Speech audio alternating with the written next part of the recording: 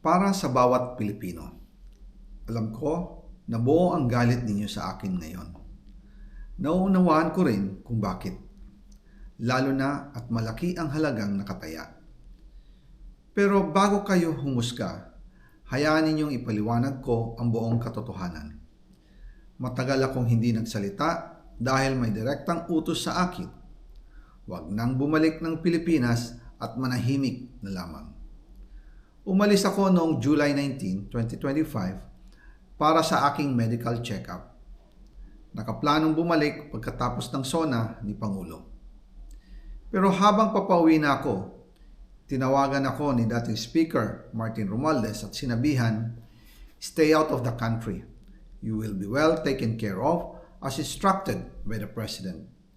Noon naniniwala pa ako sa kanila, kaya't hindi ako bumalik.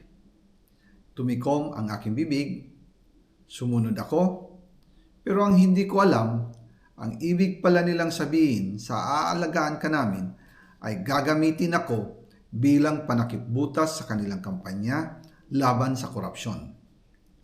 Ginawa nila akong poster boy ng kanilang sariling kasinungalingan.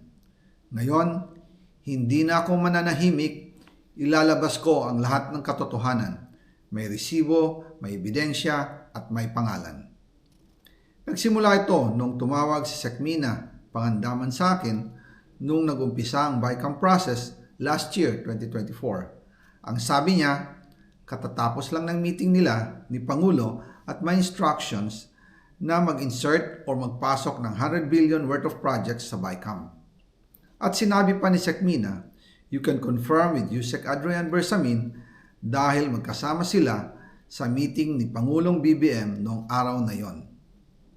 Tinawagan ko po agad si Yusek Adrian Bersamin at tinanong ko kung may instruction nga ba ang Pangulo na magpasok ng 100 billion during their meeting.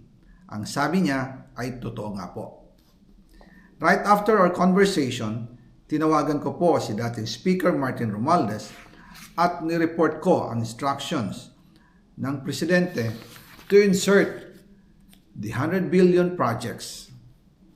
At sinabi niya sa akin, what the President wants, he gets.